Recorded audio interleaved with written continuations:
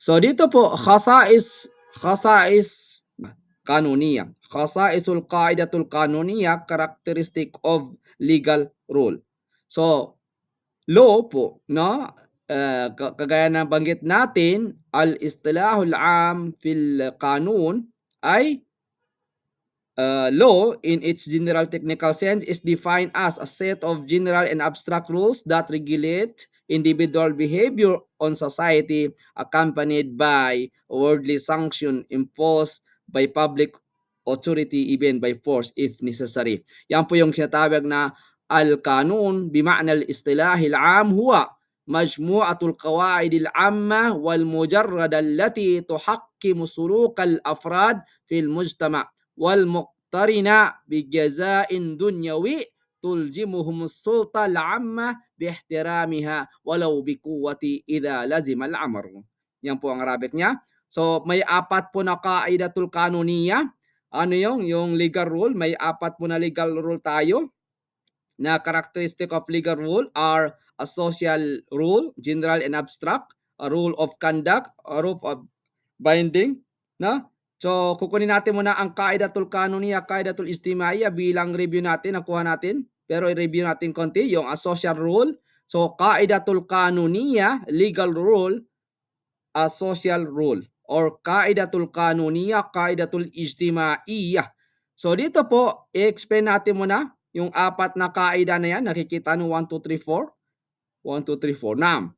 Yang kaidatul kanuniya, ano ibig sabihin yan? Okay, Filipino tayo, insyaAllah. Khasais kaidatul kanuniya, mga katangian ng mga batas. So, pag tao po may katangian, of course, ang batas ay mayroon ding katangian.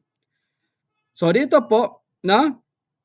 Sa pangkalahatan na kahulugan, ayon sa definition, no? Ang batas ay isang hanay na mga pangkalahatan at abstraktong alituntunin na namamahala sa asal ng mga tao sa lipunan na sinusuportahan ng parusang material at pinipilit ng Estado na igalang kahit na sa pamamagitan ng puwersa kung kinakailangan. Yan po ang definition ng al-kanun sa in general sense po.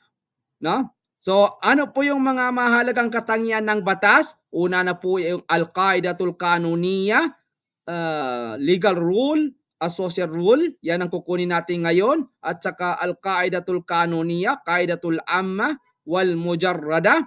So, ano po yung, yan po yung legal rule, general and abstract. So, meron qaidatul kanuniya, qaidatul suluk, a legal rule, a rule of conduct, no? Meron ding pang-apat yung kaidatul kaniya, kaidatul mulzima. Yan po yung a legal rule binding, no? Okay, ano 'yon? Social rule po is govern relationship among people in society. A social rule as a legal rule ng kanun ng law, it governs relationship among the people in society. Mamaya i-kuan natin yan, explain natin. General and abstract, it applies to all who fall under its scope, not to specific individuals. Third, a rule of conduct, legal rule, a rule of conduct, it directs behavior, prescribing what should or should not be done. Binding, it must be obeyed with enforcement ensured by public authority. Hasanan. Dito po, na kunin natin in Filipino, kaidatul kanuniya, kaidatul istimaiya, legal rule, a social rule, legal rule, a social rule, no? Kaidatul kaniya, kaidatul suluk. So dito po sa kaidatul suluk, no? Ang mga batas ay likha para sa tao. Kaidatul kanuniya, hindi pala sulok. Kaidatul kanuniya, ang una, kaidatul istimaiya. Yang third po yung kaidatul sulok. Hindi pa natin nakuha. Okay. Kaidatul kanuniya, kaidatul istimaiya. Yung a legal rule, no? A social rule, kaidatul kanuniya, kaidatul istimaiya, ang batas ay likha para sa tao na namumuhay sa lipunan. Hindi ito para sa isang individual lamang. kundi para sa lahat ng kasapi ng komunidad. Layunin nitong ayusin ang relation ng tao sa kanyang kapwa. Ano example niyan? Batas trapiko, nakabatay dito. Ito sa ugnayan ng mga driver at pedestrian upang maiwasan ang aksidente. Pangalawa, batas sa kontrata, nagtatakda ng tiyak na obligasyon sa parehong partido para sa batas na kasunduan. Yan po ay example ng kaidatul kanuniya, kaidatul ijtimaiya, legal rule, a social rule. No? Dito po, ano application natin dyan? Aplikasyon, kung wala ang batas, magiging magulo ang lipunan at madalas mauwi sa kaguluhan ang relasyon ng mga tao. Yan po ang kaidatul kanuniya, kaidatul ijtimaiya, yung mga batas, no? Batas ng ano? Social rule. So, yan po. Kunin natin ang pangalawa, kaidatul amma wal mujarrada. So, ito ay mabilis lang ito. Pero mamaya ikuan natin, may tafasil o detailed also. So, kaidatul kanuniya, kaidatul amma wa mujarrada.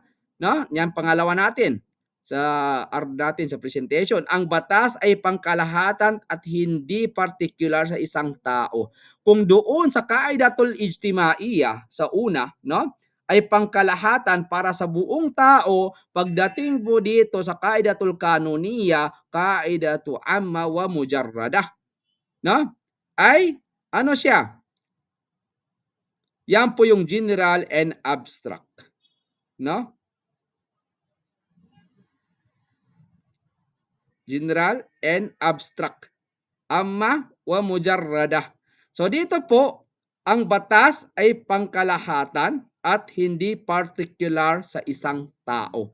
Hindi siya pangkalahatan siya pero hindi siya particular sa isang tao. Ibig sabihin po, hindi ito ginagawa para sa isang individual o isang insidente lamang, kundi para sa lahat na maaring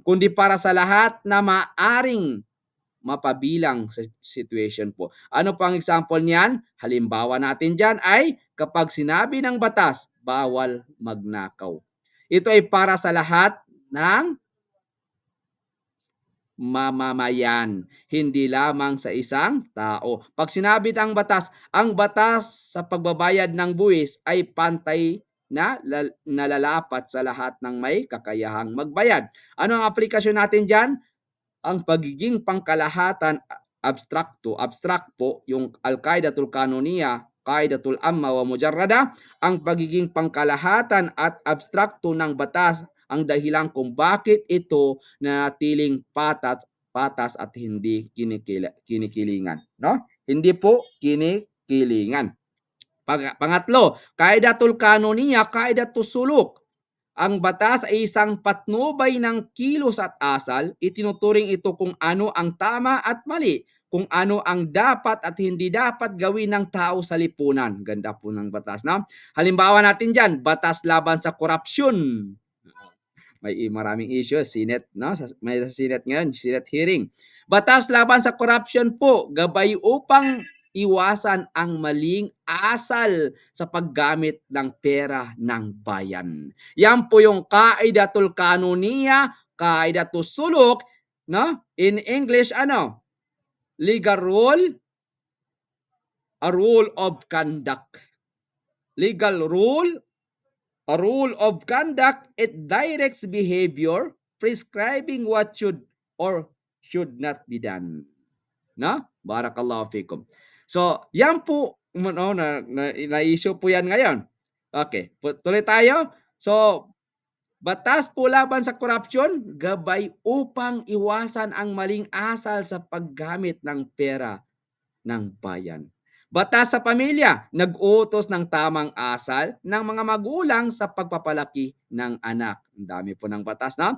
Aplikasyon natin dyan, kung susundin ng lahat ang batas, magkakaroon ng kaayusan at mas maayos na pamumuhay sa lipunan. Of course, no? Pag may batas tayo, may nidam, may andima, ay maayos po ang ating lipunan. Wala pong chaos. So, kaidatul kanuniya, kaidatul mulzima. Kaidatul kanuniya to kaidatun muljima.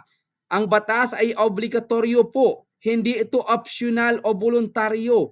Ang sinumang hindi susunod dito ay may kaukulang parusa o kaparusahan. Halimbawa natin yan, ang paglabat sa batas trapiko ay nagdudulot ng multa. Ang hindi pagbabayad ng buwis ay may kasamang kaso at kaparusahan. Ang aplikasyon po natin dyan ay kung ang batas ay hindi magiging sa pilitan, mawawalan ito ng saysay at hindi na ito magiging epektibo sa pamamahala ng lipunan.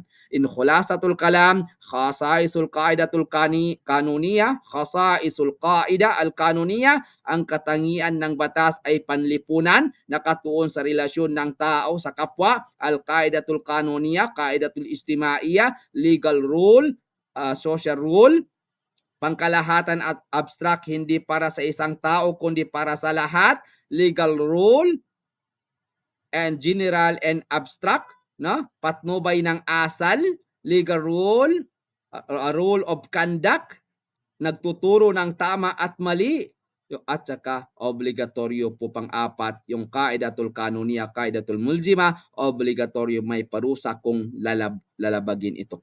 Sa madaling sabi po, sa madaling salita, ang batas ay isang gabay na panlipunan, pantay na naangkop sa lahat, gumagabay sa asal at mahigpit na ipinatutupad upang mapanatili ang kaayusan at hustisya. Tafaddalu, khulasatul kalam wa barakallahu bikum.